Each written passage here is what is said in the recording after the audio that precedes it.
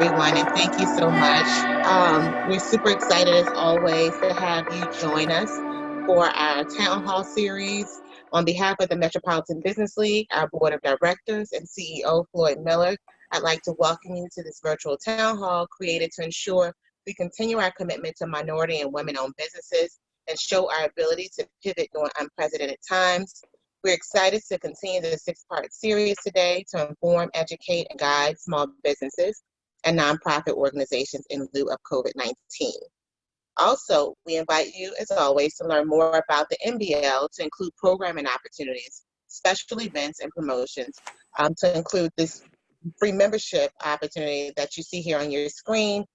For the next few months, we are allowing individuals to take advantage of our robust offerings now, because we realize, again, these unprecedented times require unprecedented measures and sources of support.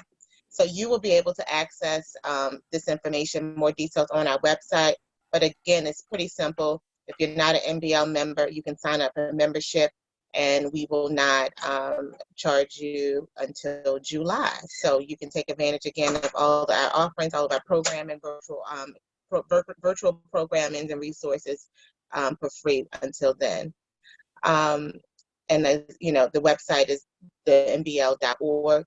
And on the site, you can also find out about the other programs that we have in support of our teens, our youth, women, and minority-owned businesses. So without further ado, I'd like to introduce to you to our first speaker today, Scott Andrews-Weckerly, the Community Engagement Specialist with the Community Foundation for Greater Richmond. Scott is responsible for executing the Community Foundation's professional development portfolio, including the Emerging Nonprofit Leaders Program and ConnectVA's learning platform. He also collaborates with his community engagement teammates to discover and develop new ways that the Community Foundation can build capacity for Richmond's nonprofit ecosystem. Scott enjoys marrying his experience as a boots-on-the-ground social worker with the work of his bright and hardworking teammates. Scott says the opportunity to find solutions that benefit our nonprofit community and really live into the motto, "Together we do more good," is exhilarating. Take it away, Scott. Well, thank you. Thank you very much, Melody. And thank you to Reverend Miller and the MBL for the invitation. It's really exciting for me and for us to advance the MBL's mission to support women and minority-owned businesses. That's a really important thing now more than ever. And so thank you so much for the invitation. I'm really excited to be here and to join you and your esteemed guests and members. So let me share the screen here. And as I'm doing that, there we go. I hope we can all see that. Good, okay, I'm seeing nods, perfect. I just want to, before I start sort of the content of my program, take a moment and to thank explicitly the small business owners who are on the line, the organizational leaders who are on the line. It has been a crazy month. And it has just been a month, but it has been a crazy month where I know we have all been do, and go, and act. And it may just be now, right now, that you're having a chance to take a breath and to take a break. And I thank you and honor the work that all of you are doing in the community. And as a social worker with almost a decade of direct service experience in New York City and then also in Richmond, the empathy that I have for people who are in the trenches doing the work every day is just enormous. And so thank you. If somebody has not taken the chance to say thank you for everything you're doing, please accept my gratitude and the gratitude of everybody at the Community Foundation for the work that you do. I want to talk today about mission-driven nonprofit management during COVID-19. And I know that not everybody in the audience today represents nonprofit organizations. And so I think that it's important to say as we begin that all of the things that I'll talk about today, I think apply almost equally as well to for-profit organizations. And so I think that there will be some value for you if you stick around and hear the things that I've intended for a nonprofit audience, but even may yet have relevance in the life of a for-profit organization. I think it's also important to say up front that the things that we'll talk about today certainly will help you in your response to COVID-19, but equally will help you move your organizations forward as you move from a period of response to COVID-19 to recovery from COVID-19, which it may not be next week or next month even, but certainly the day will come when we as a community will move into a mode of recovering from COVID-19. And so all of the lessons that we'll talk about today will be equally relevant then. The way that we'll go about talking about mission-driven leadership and mission-driven management for nonprofits is to do a few things. We will talk, I'll give you sort of a brief introduction to the Community Foundation and the community engagement team on which I serve. And I do that not as an advertisement for us, but for two reasons. One, when I was a social worker organizing a program that received quite a bit of support from the Community Foundation, I frankly didn't understand how the Community Foundation worked. It took until I was in the four walls of the Community Foundation to really understand better how it goes about its business in serving the community. The second reason I'll talk about the Community Foundation is to show an example of a way that the organization has pivoted its work here in the last month, but all while maintaining a focus on its mission, all while being driven by its mission. And so that brief discussion of the Community Foundation is meant to serve both as an introduction to the organization and as an example of mission-driven management. The second thing that we'll do is I will briefly talk about another organization that many of us are familiar with and who has certainly been on the news quite a bit lately as another example of mission-driven management during this time.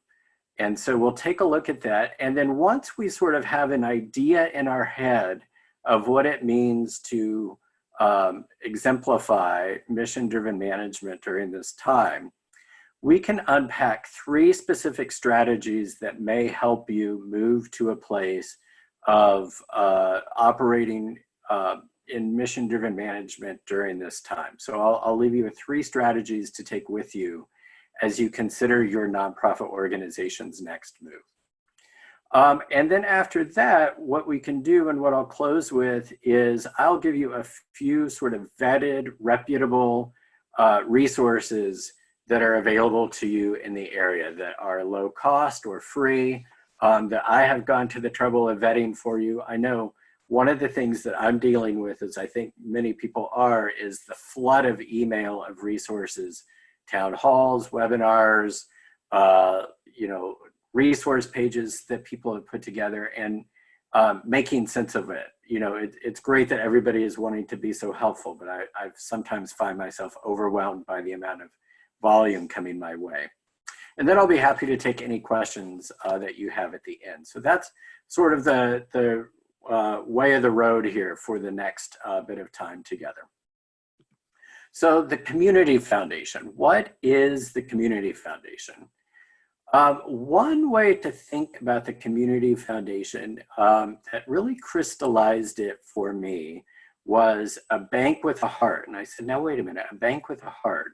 Because it's important to realize the Community Foundation itself is a nonprofit organization. It isn't really a bank in the way that SunTrust or Wells Fargo or Bank of America is a bank.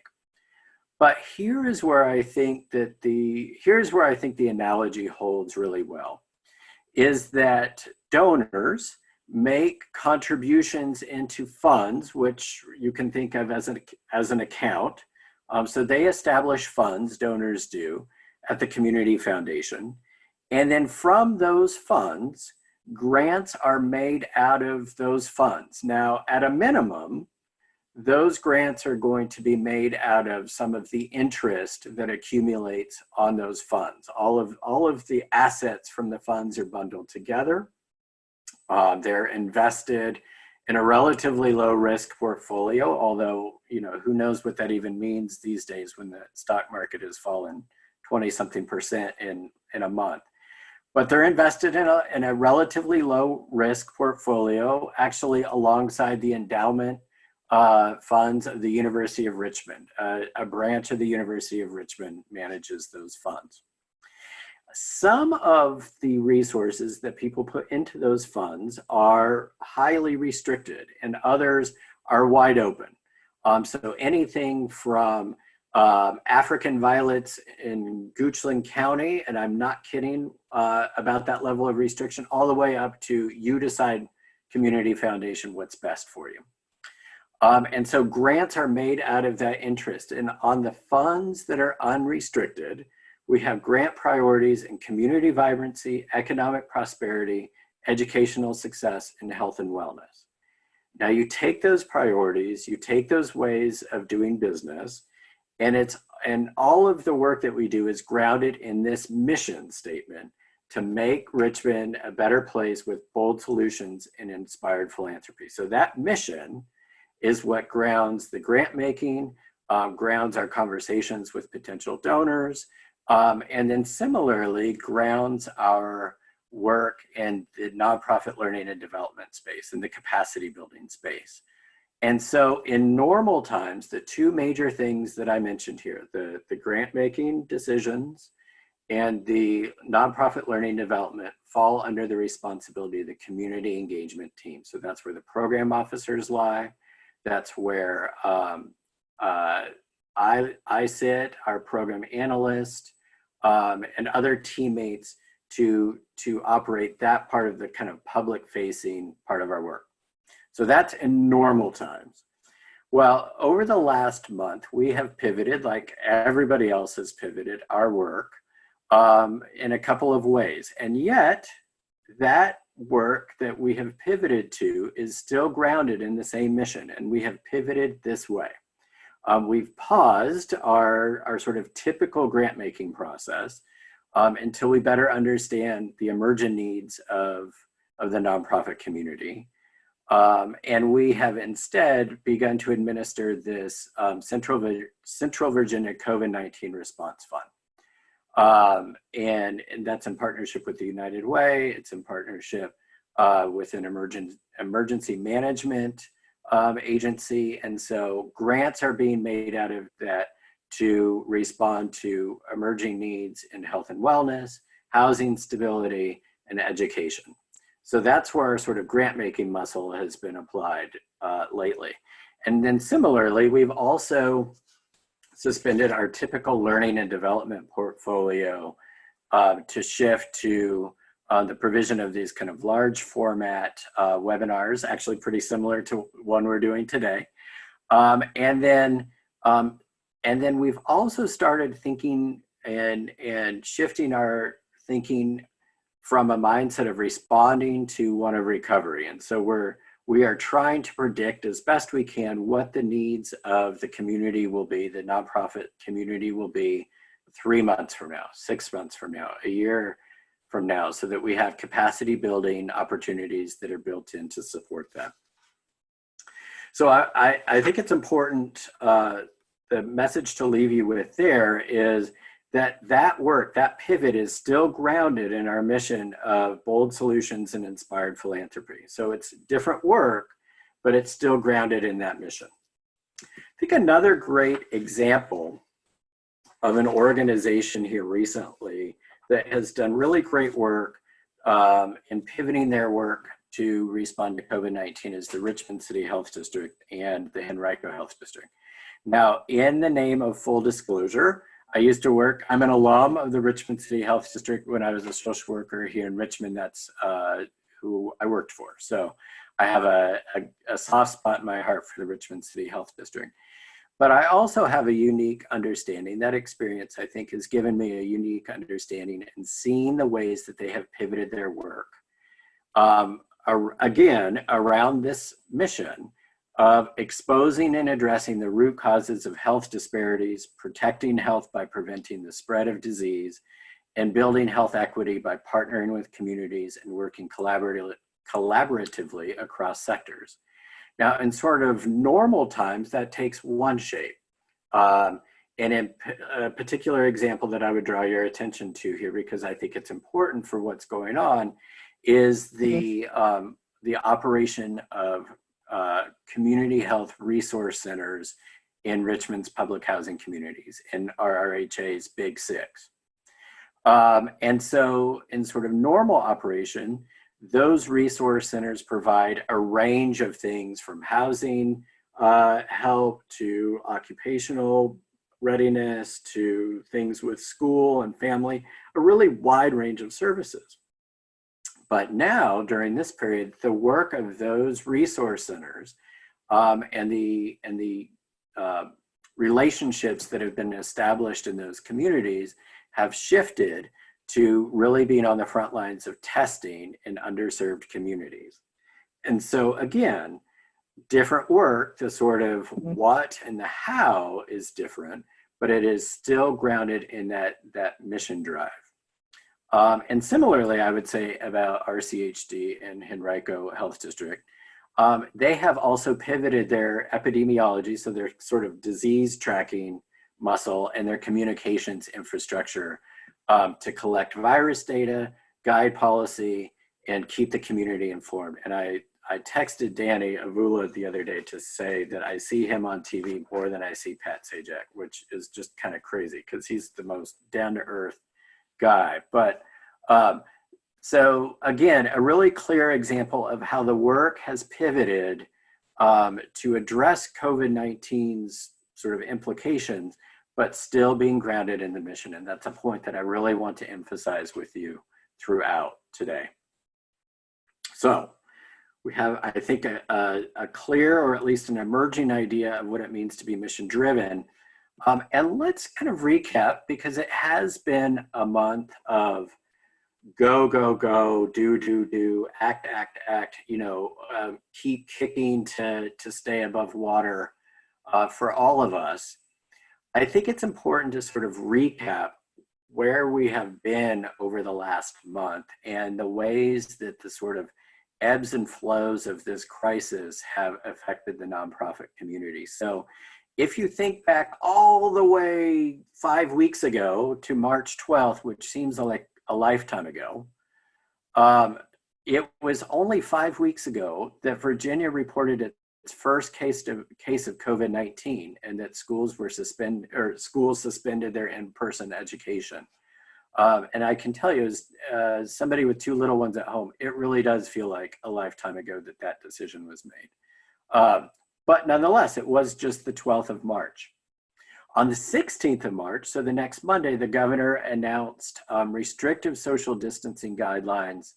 The eligibility for unemployment was expanded. And many nonprofits, including the Community Foundation, began to modify its programming, moving things from in-person gatherings to virtual gatherings, canceling fundraising activities, which has a huge impact on the community, the nonprofit sector, and similar events, things where they would keep the fire stoked for their donor community. All of those had to be postponed or canceled outright or moved online, which, and in many cases, and that's not just fundraising, but think of organizations who receive pay for services. So things like child mental health organizations or educational enrichment organizations. Those organizations simply don't get paid by their contractors if they're not able to provide those services. And so that ground to a halt on the week of the 16th.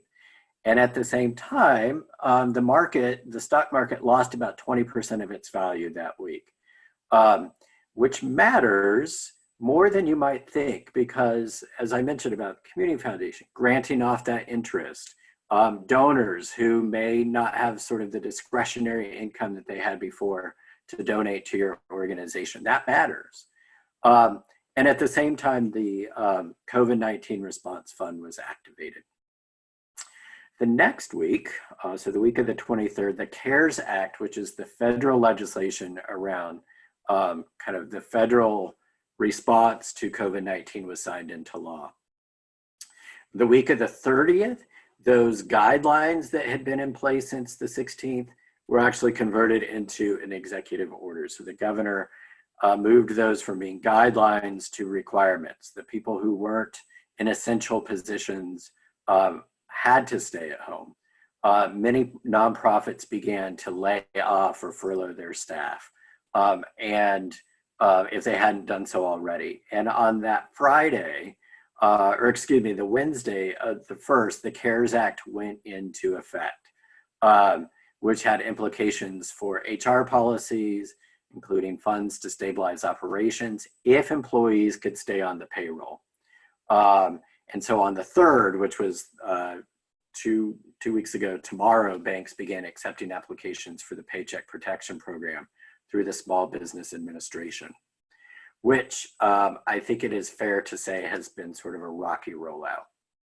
And at the present time, so that's kind of the go. I got to get stuff together for the PPP application. I'm trying to keep the dream of my organization alive. I'm trying to keep my staff on board. I'm trying to serve the needs of my clients, many of whom their lives have been impacted in direct or at least indirect ways.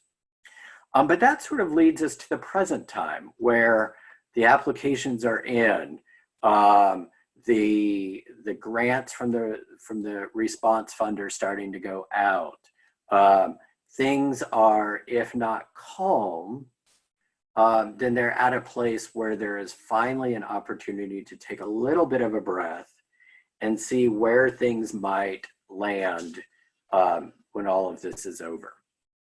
So, and all of that in just 5 weeks, which is sort of stunning to me, that a lifetime sort of activity for organizations has taken place in just that short amount of time. So if we now understand what it means to execute or at least employ mission-driven management, and if we are sort of in that place in our organizational lifespan where we can take that breath, albeit maybe a short one, let's start thinking about into the future. What are some of the strategies that we can start employing now that will help us to execute on that goal of being mission-driven in our management? Well, here are 3 of them for you, okay?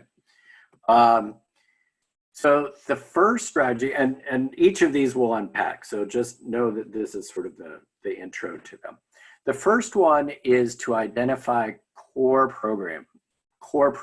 So really being mindful about what your organization's essence is. What is it you do? Who do you serve? What is it that you're trying to accomplish in the mission of your organization? Really being mindful about that and reflective and specific and sort of critical about that. Not critical like critiquing, but critical as in using our critical thinking skills to hold our organizations up as an object of reflection. The second strategy is to reach people and to document it. Once you have identified what it is you do, then you need to reach people and do it, and you need to document it, because this is an unprecedented time in our history. This may be for people my age, or really, I mean, frankly, of any age at this point, this may be the defining period in our history in the way that the Depression was for our grandparents, or that the Vietnam War was for our parents. This may be the defining moment in our lifetime. And so as we document what we do, as we document how our organization is evolving and the work that it is doing evolves, we should document it. And then the third strategy is to make our data collection as flexible as possible. In the work that I did as a social worker, there would be nights, many nights, where I would stay up overnight, tossing and turning, worrying about my auditor from the, and I can see him now, from the New York City Department of Health and Mental Hygiene, coming and looking at my charts. And so we all know that data collection is important, but it is equally important, I think, in this time, that we give ourselves the space and the grace to make our data collection as flexible as possible. So let's take a look at these three strategies then. So the first one, identifying core programming. The question that you need to ask is, what does your organization do?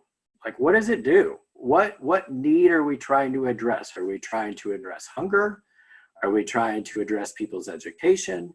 Are we trying to help people have the fulfilling lives that the arts provides? What is it that we do? What is the need that in our clients' lives that we are addressing?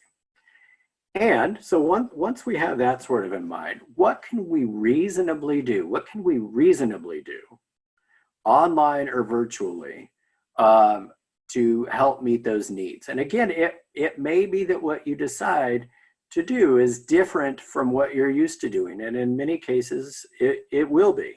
But what can reasonably be done? Or if not online, do you have the adequate precautions that your staff and clients need to be safe? And I want to just pause for a sec, and not more than a second, to say, make sure that you're being compliant with occupational safety requirements. I have been in more than one webinar now where the sort of prediction is that there will be a lot of occupational safety hazard lawsuits sort of around the bend on this. And if you are an employer, if you are somebody who is responsible for HR, be mindful of that. Make sure that you are not needlessly jeopardizing the safety of your staff as you go about your programming. So PSA over on that. And then the third thing is, so once you know what you do, once you've figured out what you can do virtually, what can you do that most closely meets the needs of your consumers? And is it within your mission? That's a two-part question, okay? So you've got a course of action that you're thinking of. Does it address the needs that your clients have right now? If it's hunger, is it providing food access? If it's housing, are you helping to secure their housing stability? If it's educational, are you helping to keep their education moving forward as best as possible during this difficult time? So is it grounded in your mission? And that leads to the second question. Is a course of action really within your mission? Now, we all want to be helpers. We wouldn't be in this business if we weren't of a helping disposition. But you need to be really careful that you don't deviate too far from what it is your mission is. And here, let me give you a brief example. Organization that I'm familiar with, that is a seasonal winter shelter for homeless folks, okay? Not in Richmond. And this organization decided it wanted to have a food drive. Now that's fine, but the way that was sort of announced to the board was through social media, which, sort of gave me pause. It needs to be within your mission, okay? So that's your first bit of advice there. Start small. None of us are working at our full capacity right now, okay? None of us are working at our full capacity. Whether we feel it or not, we are operating with less than a full tank of gas. And so given the stress and uncertainty of the time, start small, okay? Now is not the time to think of, to put into action that big leap you've just been waiting to do. Start small, because biting off more than you can chew is just gonna make the stress that you're under that much worse. But if you start small and you're successful, then that is one way to regenerate some of the feelings of control and expertise that you might feel have sort of wavered during this time. So start small, be specific, but start small, okay? And always, always, always be sure to articulate what it is you're doing to all your stakeholders, the general public, your clients, your staff, maybe especially your staff, and the wider community as appropriate, and as well as your funders, and so on and so forth. So everybody who has a stake in the work that you do, who has an interest in the work that you do, be very sure to articulate what it is you are doing, the what you're doing, the why you're doing it, the how, and how all of those things and the decisions that you've made around what you're doing relate to your organization's mission. There needs to be an explicit link to your missions or your organization's mission. The second strategy is reach people and document it. So once you've made the decision about what it is you're going to do, and it's feasible, it's useful to the lives of your clientele, and it's consistent with your mission, do it. Do it. And it may feel like you're doing less than what you're accustomed to doing with your clients, and that is fine, and that may be true, and it's fine. But the trade-off can be in the volume of clients that you're serving. So if you're providing food access, but you're used to providing every sort of, wraparound service that you can provide to somebody, if you've landed on food access, how many lunches have you given away? How many bags of food have you given out? How many tests have you performed at these resource centers? Drawing back from our example with the health district, how many tests are you doing? Your focus may have narrowed to something that is just a small sliver of what you're used to doing, but do that and do it big. And make sure that you're documenting, and I would put a star next to this if I could, make sure that you're documenting the outputs that you're doing. So again, the number of bags that you've given out, the number of people that you've seen, the number who have engaged you in one way or another, the number of webinar views that you've had. It may be that the only thing that you can do right now is to put out sort of web-based material, and that is fine. How many people watched it? That's fine. What you're trying to do is to create an organizational diary of this time in your organization's life. That's it. Okay? So reach people and document it. Similarly, this third strategy is be flexible with your data collection. I mentioned my auditor from the New York Department of Health and Mental Hygiene.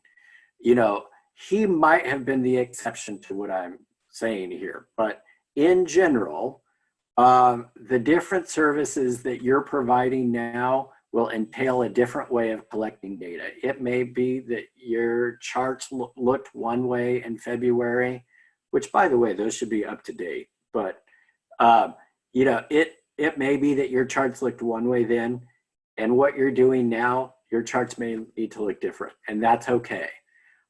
What you're trying to do here, and this is sort of hand in hand with the second strategy, is documenting your outputs, so your sort of work activities, not as a way, and this is a really important point because I know that the temptation would be there to do it, not as a way of keeping tabs on your staff's time and effort. That's not the goal here. The goal here is to really document what you're doing, how you are addressing the needs of your clientele within your mission.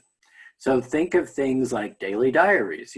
Today I had a phone call with my client, Jim, and we talked about X, Y, and Z. Organizational blogs, kind of public facing updates about how you're doing. Client interviews, now more than ever, the story of people's lives matter. And so that would be sort of an appropriate way to document what you're doing. And whichever scheme you choose, whichever sort of documentation scheme that you're using, should again be grounded in this question: how is the organization delivering on its mission? That is sort of the grounding detail for your documentation. Okay, so again, our strategies are to identify your core programming. Once you've done that, then make a decision, do what you're going to do with gusto. And if it's not working, then figure out something else to do and then document what it is you're doing. But be flexible in that data collection. You know, it is a different time, and your data collection scheme is going to be different. And just loop your funders in on that, okay? A few concluding thoughts. Just to reiterate a point that I made a second ago, I want you to know, and this is sincere, that you and your organizations are doing the best that you possibly can under the circumstances. Nobody is operating at 100%. We are all struggling. And so I want you to know that it is okay to feel that way, because we're all feeling that way. The second thing I want you to know is that your funders trust you. They really do. We want to know how your organization's doing, but we are not in the business ever, and especially now, of dictating the services that you provide. Now, Roland Torres from the New York Department Health of Mental Hygiene may be different, and government contracts may have their own sort of stipulations. But your private funders, your donors, are going to give you wide latitude to make decisions that are in the best interest of your clients and your organizations. We really do trust you. And we're especially not going to dictate to you the ways that you respond to this in domains where you're the expert. And so know that you have the space and authority to make those decisions. But that means that the responsibility then falls on you to keep it mission driven. And now is really the time, and this is, I think, what I'll leave you with, is now is the time to act on your organization's essence. What is the quality that gives your organization its life? We don't have very many opportunities when things are going fine to reflect on that, because we don't need to. We come in, we do our work, you know, and we keep it moving. But now, you know, when the going gets tough, now is a time and an opportunity even to be reflective on your organization's essence. So do that. And as you do that, that will kind of free your thinking up enough to recognize that the what and how you're doing your work may be different, but the why shouldn't be. It really should be grounded in its mission. And I'll leave you with one example. And this is, you know, when you're shopping for a particular kind of car and you end up, that's all you see. So if you're shopping for an Accord, all you see around town are Accords suddenly. So, you know, I've been thinking a lot about this idea of mission-driven management. And I was on the treadmill this morning, of all places, and a commercial came on for a local Ford dealer. And the sort of, you know, run up in the copy was, you know, our roads look different and how we be with one another is different. I'm going, yes, of course, you know, like every commercial, you're saying that. And then they were saying, you know, how they have turned their showrooms into blood donation centers, and they have repurposed their employees for dropping off groceries at the, you know, at different neighborhoods around. I was like, well, that's cool. That's nice. But how's that connected to your mission? And then the CEO of the company comes on and she says, you know, at CMA Williamsburg Ford, we're keeping people moving. I was like, oh, that's brilliant. Like that, it really is like mission driven. What they're doing is they have repurposed what they're doing and the assets that they have, human resources and physical ones, to keep their community moving. And I was like, you know what, there you go. There's a good example of mission-driven management. So let me finish up by, and I think Jasmine's going to send you these links out tomorrow. A couple of resources that you want to make available to yourselves, I guess, are the ConnectVA COVID-19 resource page. That is curated by staff at the Community Foundation, and that has got a really wide range of things. I would say its strength is sort of the breadth of things, not its depth. So it's got a little bit of everything. The Center for Nonprofit Excellence, which is up in Charlottesville, they also have a COVID-19 response page. They have things like resources for financial modeling, so sort of noodling through next steps financially for your organization, organizational resilience. So a lot of the content from today was sort of put together from things that they have provided, or that I have been led to from their COVID-19 page. So that's excellent. It's a little more specific in its focus. Excuse me. And then the third one that I would draw your attention to, Floricane, which is a local consultancy. They're really doing some provocative work around strategy development and leadership skills during this time. That's sort of their business anyway, but they have really focused, according to their mission, around strategy development and leadership skills. And I think that they have been, and this is, not an endorsement of them necessarily, but I think that they have been really ahead of the curve in town, thinking through this shift from response to recovery. And they are offering some of their services at a very low rate as well. And so they may be one to check out. I'm also happy to get your requests for information. I love going on sort of little sleuthing adventures through to see what resources I can bring to the community. So you've got my email there. And I know Jasmine's going to send that out as well tomorrow. And so there that. But I am so thankful for your attention and for your partnership. And I hope that I've provided you a little bit of help and affirmation for what you're doing, which I know is great work. So I'd be happy to take whatever questions that you have. Thank you so much, Scott. That was fabulous. I took notes. Thanks. We're not even we're not a nonprofit, but I think it also applies to for-profits as well. Oh, sure. Yeah. This is really good. Very, very good. And so now to all of our attendees, we're going to open up to live Q&A. So please use this as an opportunity to ask the experts to help you in your organization. So again, you can use the Q&A button at the bottom of your screen or at the top of your screen if you're on a mobile device, or you can raise your hand and we'll grant you the ability to ask your question vocally. So at this time, I'm gonna turn it over to Jasmine to lead us in our chat Q&A. Thank you so much, Andrea. Again, Scott, thank you so much for this awesome information that you provided with us.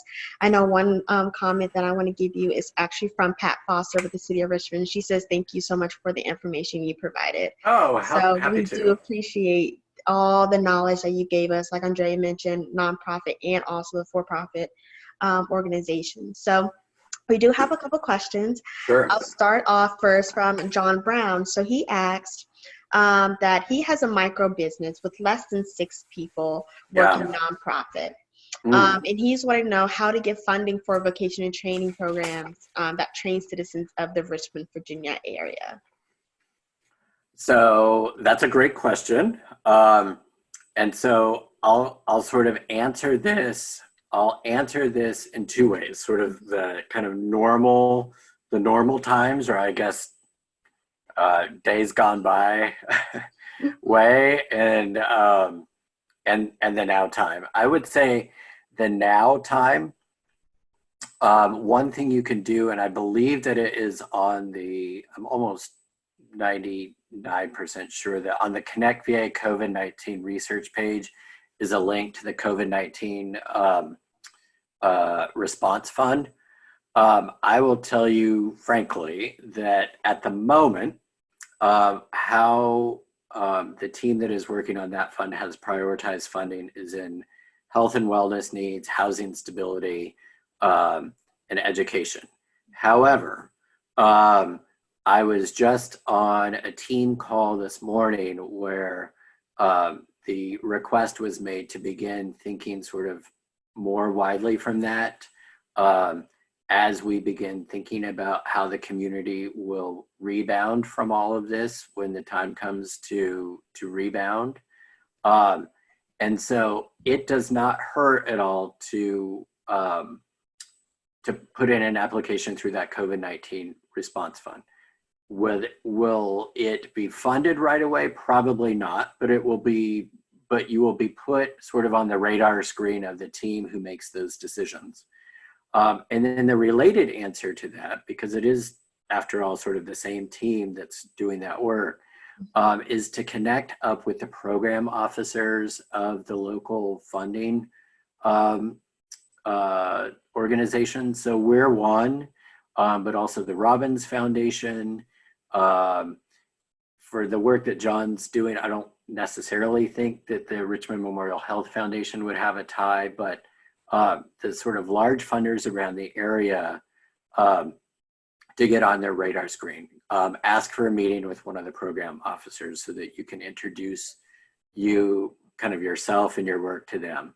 And it's sort of off the top of my head, one of our focus areas within education and within that community vibrancy is workforce development. And so, there's a place for that in sort of our normal grant making strategy. Not so much right now, but for sure that. And then the other thing that I would say is that if it's in your organization's best interest to take out one of those PPP loans, is to look into that, because the presumption there with those loans is that they're forgiven. Now the guidance around the forgiveness of those loans hasn't been made totally clear yet. But I think it's at least a good idea to sort of get in line for one of those so that perhaps those resources are available as well. Thank you so much, Scott. Sure. You're kind of coinciding with the same question, but I do want to ask it just so I make sure that I ask all the questions out there. Yeah, please. Says, does the community foundation work with micro businesses to give them advice on how to get off the ground with grant money?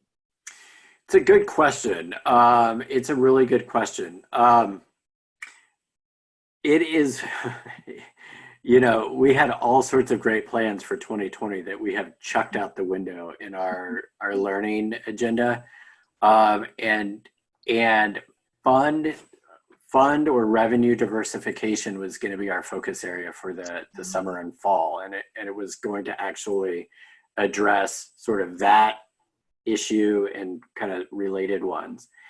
The one that I would say that you can count on being offered in the fall through us is our grant writing series, which is always a hit. It's always full, but it provides, I think, a really good entry point into the sort of mode of thinking that an organization would need to have in place in order to be competitive for grant funding. So those are the sort of, so how we go about that, I think, is through our learning and development portfolio. And as we move from the mode of response to recovery, we will find ways to change up sort of what we planned to help organizations be more resilient to really get off the ground. Awesome. And just going back, you said the classes that you do offer. So when it comes to grant writing and whatnot, how can we go into, how can we find out when those are going to be available? Right. So if you go to connectva.org, I'm pretty sure it's .org. I'm gonna get fussed at for not knowing if it's org. I'm pretty sure that it's org. If you go to ConnectVA, Google ConnectVA, it will take you to the ConnectVA homepage. And from there are sort of all sorts of places you can go. And one of them is our learning catalog. If you scroll about a third to half the way down on the ConnectVA homepage, it goes to our learning catalog. We are still offering some of our sort of normal classes this spring, if they are good for sort of this way of delivering instruction, and if they're sort of COVID or sort of timely for COVID. And we will be adding more and more as we really, as the needs of the community come into focus. And so that's where we stash those. Perfect. Thank you so much. Sure. So we have a two-part question from Jeremy Haskins, who has joined us. Okay. His first question is, not-for-profits exist to address a need. Yeah. What resource can the public use to identify the need in order to start the not-for-profits to address that need? Ooh, that is sort of the $64,000 question. There are organizations, and I can give you the name of one off the top of my head that is relatively nearby. It's in Newport News, but like this side of Newport News, it's basically South Williamsburg, called Network Peninsula. And Network Peninsula exists to provide support to nonprofits in that region, but the courses that they offer are open to anybody. And they do a class about starting a nonprofit, all the way from like A to Z, starting a nonprofit. So that sort of problem identification to starting the nonprofit. Mm-hmm. Another provider of education around that is Tidewater Community College's Academy for Nonprofit Excellence, so TCCANE. So Tidewater Community College's Academy for Nonprofit Excellence. Their facility is in Suffolk, just off the Monitor Merrimack Bridge in Suffolk. Like you literally go over the bridge and it's to your right. And they also offer a starting a nonprofit class. The one bit of caution though, that I would offer in terms of starting a nonprofit is that once you start a nonprofit, in order to get your tax exempt status, you have to have a board of directors. And so the sort of passion project, not passion project, but the passion that you have for addressing a particular problem, you sort of give up authority over acting on that passion to a board when you start a nonprofit. Like it's not your baby anymore. It's the board's baby. Like they are legally responsible for the operation of that nonprofit. So I would say if there is a particular passion that is driving you and now more than ever, link up as a volunteer or as a board member or in other ways with nonprofits who are addressing the problem that you've identified as being important. I'm sorry, Scott, but we do have 4 minutes remaining. Oh, great. Okay. Thank you. Yeah. So that's sort of the, not to throw a bucket of water on wanting to start a nonprofit. It's just food for thought as you sort of go about that thinking. I think that is a really great point to mention. I do think that's very helpful. Our second question, and probably our last question before we have to go, sadly, is there a large database or storage place of existing not-for-profits that can be tapped to know what needs are being addressed and which organizations are pursuing which needs? That is a really good question. So are we talking like locally? And let's do the Richmond and the Virginia, maybe Richmond area if we want to get more specific. Yeah. I'm trying to think if there is like a centralized database that would meet that purpose. And I'm sort of drawing a blank on like where that data would be. I mean, the closest that I can think of is ConnectVA. I mean, it does have a listing of nonprofits who enter their own information onto that, and that is a searchable database. So that's one. Okay. It's not totally user friendly, but it does, I think, provide some of the information that you mentioned. I have my email down there too. I mean, if ever the person says, I want to work on hunger or whatever, just shoot me an email. And if I don't know off the top of my head an organization who is working to address that need, I can huddle with my teammates and we can get an answer back. We love doing that kind of thing. Awesome. Well, thank you so much, Scott. You're welcome. This will end our Q&A portion of the day. I'm going to pass it to Andrea to finish us off. Hey, thank you so much, Jasmine. Again, thank you, Scott. That was excellent. And Thank thank you. you to all of our attendees. for your questions and the things that you have. As Jasmine mentioned, or as Scott mentioned earlier, you will receive an email tomorrow that has a lot of links that we discussed today. So at this point, what I'm going to do is turn it over to Melody so that she can bring the town hall to a close. Thank you so much, Scott. That was incredible information that you shared with us. Oh, you're welcome. Super helpful for our attendees for the NBL as well. So again, thank you so much for your time and for the resources you shared with us. For the attendees, thank you for spending your lunch hour with us. We're hopeful you're leaving the session more informed and encouraged with the tools provided today by Scott. We ask that you join us for the final session of the Metropolitan Business League Town Hall Series next Tuesday, April 21st, where our featured speaker will be Lisa Sims, CEO of Venture Richmond. She will be discussing leadership in tough times. Now, I referenced it as our final session in the series, but we do want you all to stay tuned, however, because due to the incredible feedback we've received from the Town Hall series, attendees have seemed to appreciate our holistic approach, covering several topics that are useful to small business owners and the nonprofit community. We do plan to continue offering additional sessions with content we've crafted to serve the small business community.